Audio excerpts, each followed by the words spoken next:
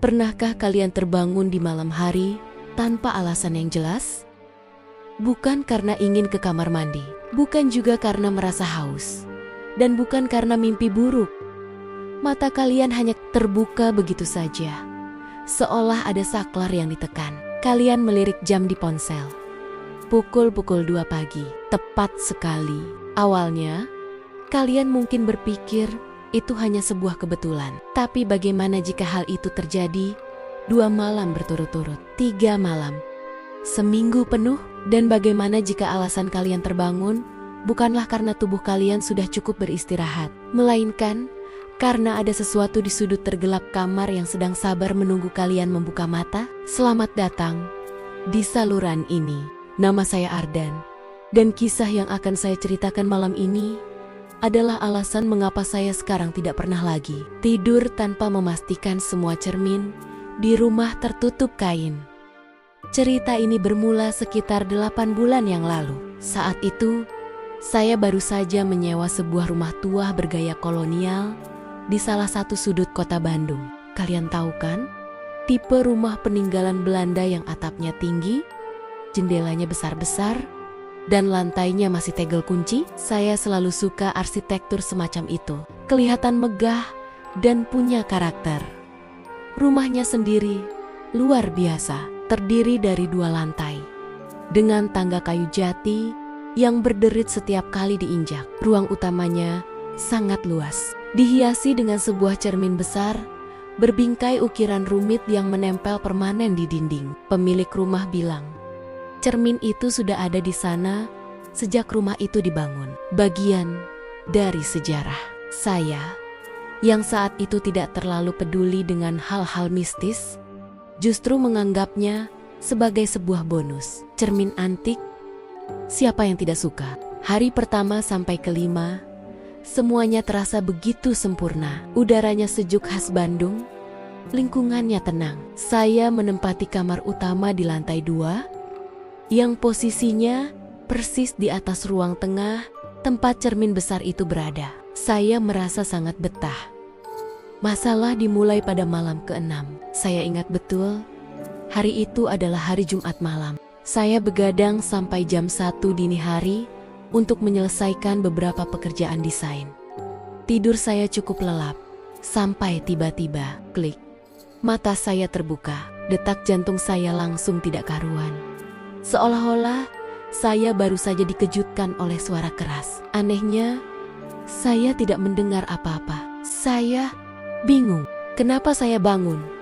Saya meraih ponsel di nakas. Cahaya layarnya membuat mata saya sedikit perih. Jam menunjukkan pukul 2 pagi. Pas, suasananya sangat hening. Hening yang tidak wajar. Biasanya, dari jendela kamar saya masih bisa mendengar suara motor 1-2 yang lewat di jalanan depan. Tapi malam itu sunyi total, benar-benar senyap. Saya mencoba berpikir logis. Mungkin hanya karena kelelahan bekerja.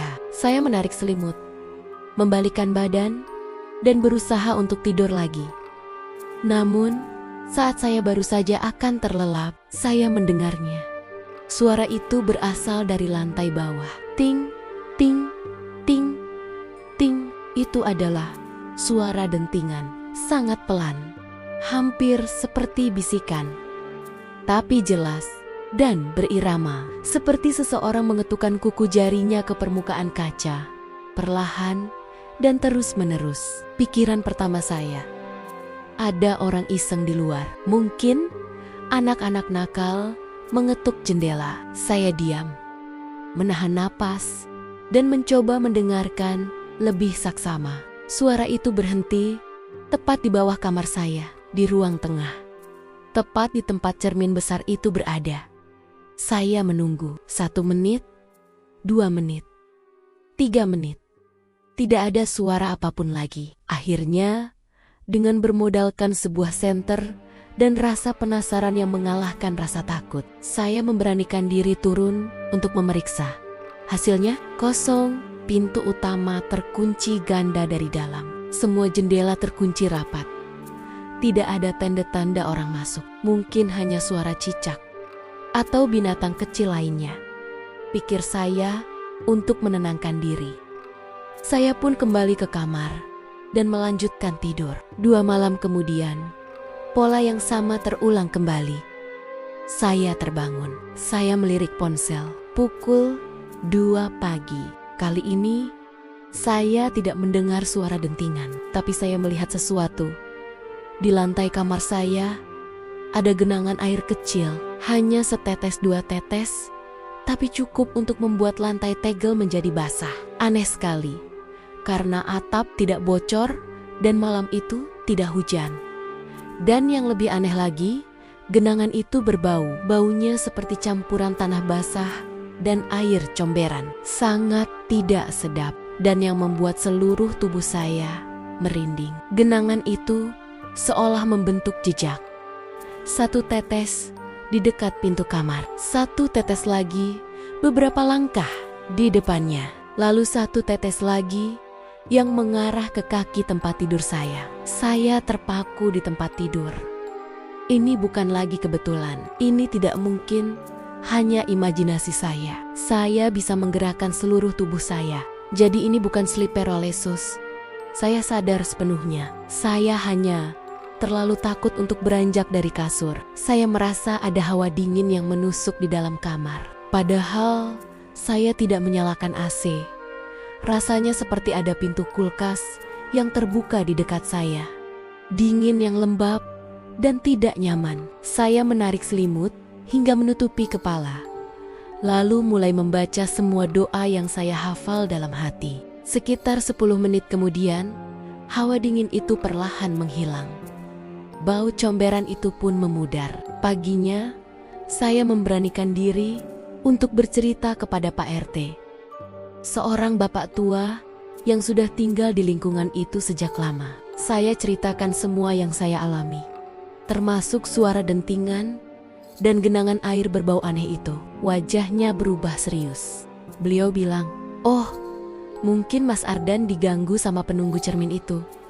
Penunggu katanya. Ternyata, menurut cerita yang beredar, cermin besar di ruang tengah itu bukan sekadar pajangan. Konon, cermin itu adalah semacam gerbang atau jendela. Dan pada jam-jam tertentu, terutama pukul 2 pagi, kadang-kadang ada sosok yang menampakkan diri di sana. Sosok perempuan dengan rambut panjang dan basah kuyup, seolah baru saja keluar dari sumur. Dan dia tidak tahu apa yang saya temukan pagi itu saat membersihkan genangan air di lantai. Di antara tetesan air kotor itu, saya menemukan sehelai rambut. Rambut yang sangat panjang, hitam, dan basah. Ujungnya masih meneteskan air berbau comberan. Jejak itu berhenti tepat di samping tempat tidur saya. Jadi, jika kalian bertanya bagaimana cara menghadapi hal seperti ini, jawabannya, kalian tidak bisa. Kalian hanya bisa lari. Tapi pertanyaannya, seberapa jauh kalian bisa lari jika apa yang mengejar kalian tidak terikat oleh jarak? Setidaknya, itu yang aku pikirkan. Setelah kabur dari villa terkutuk di Bali itu, aku pikir semuanya sudah selesai. Aku tinggal di apartemen baru di Jakarta. Lantai ke-25, modern, ramai, jauh dari nuansa mistis sawah dan sungai. Aku merasa aman. Aku sudah melakukan ritual pembersihan. Melukat. Aku pikir aku sudah memutus ikatan dengan dia. Aku salah. Aku salah besar. Teror itu tidak berhenti. Ia hanya berubah bentuk.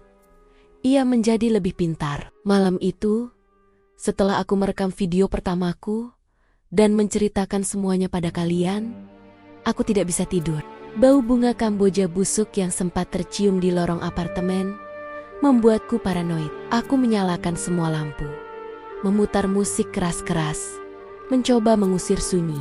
Aku mencoba meyakinkan diriku sendiri, itu hanya imajinasiku.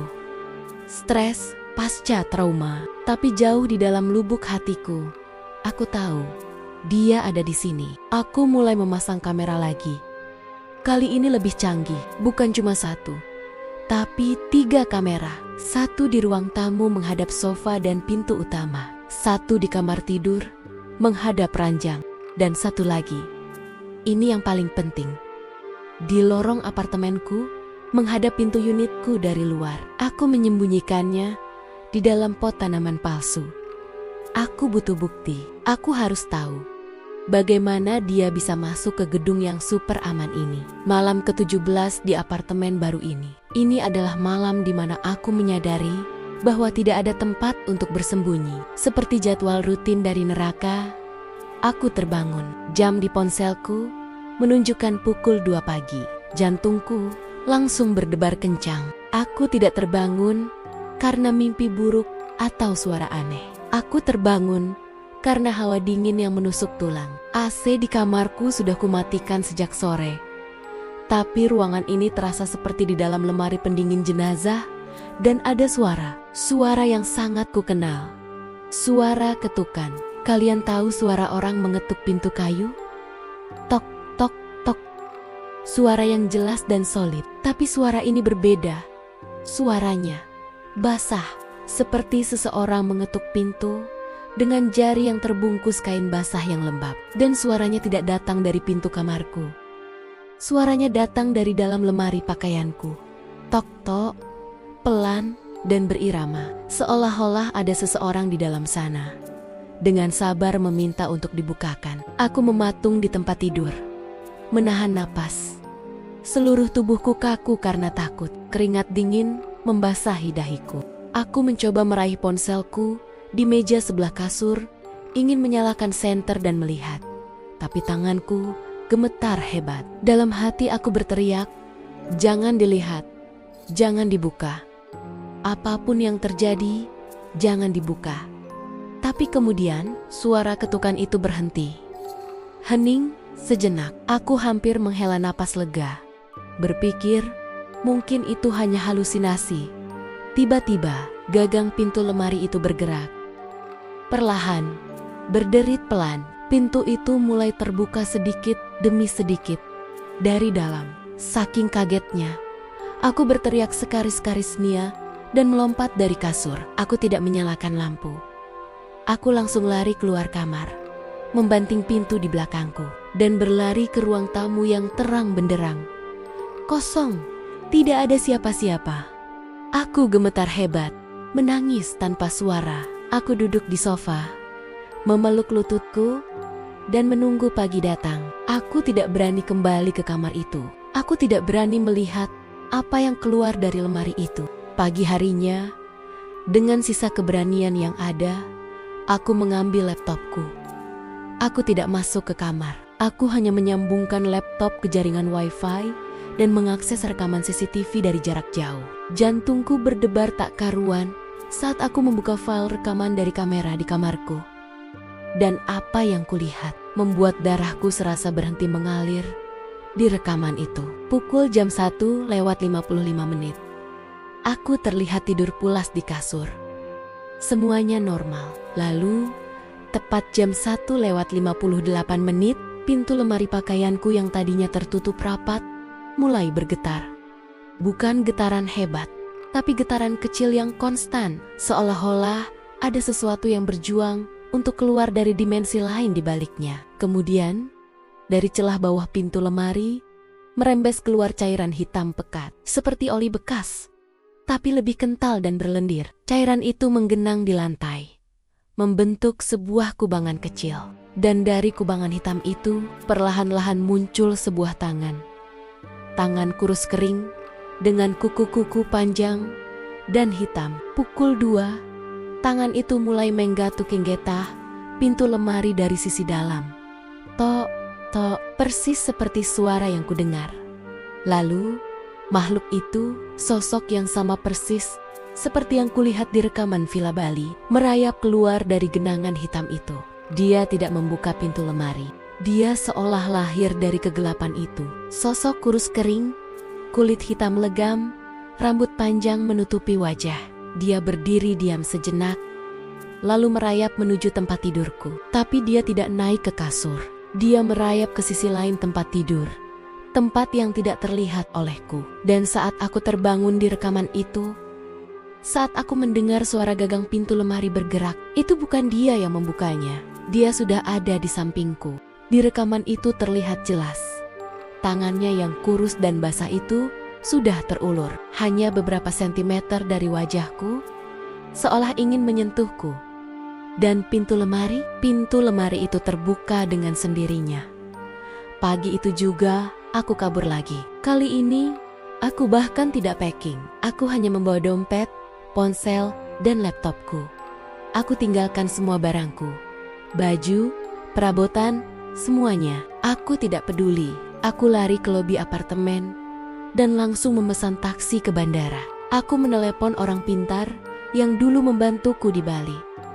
Aku menceritakan semuanya sambil menangis histeris. Dia terdiam lama di telepon. Akhirnya, dia berkata, "Ini bukan lagi ketempelan, Neng. Dia sudah menandai, Neng. Dia tidak lagi mengikuti, tapi dia sudah terikat. Dia menganggap Neng sebagai miliknya. Dia menyarankan satu satania. Cara adalah dengan membuangnya atau mengembalikannya ke tempat asalnya. Tapi tempat asalnya entah di mana. Mungkin di sungai dekat villa itu. Mungkin di tempat yang lebih jauh lagi. Ritualnya rumit, berbahaya, dan tidak ada jaminan berhasil." Setelah ritual pembersihan kedua yang lebih intens dan menghabiskan banyak biaya, aku merasa sedikit lebih tenang. Aku tidak lagi tinggal di satu tempat. Aku berpindah-pindah dari satu kota ke kota lain, dari satu hotel ke hotel lain. Aku pikir dengan terus bergerak, aku bisa membuatnya kehilangan jejak. Aku menjadi seorang nomaden, seorang pelarian dari teror yang tak kasat mata. Aku merasa ini adalah satu satania, cara untuk bertahan hidup. Setidaknya itu yang aku pikirkan. Sampai malam ini.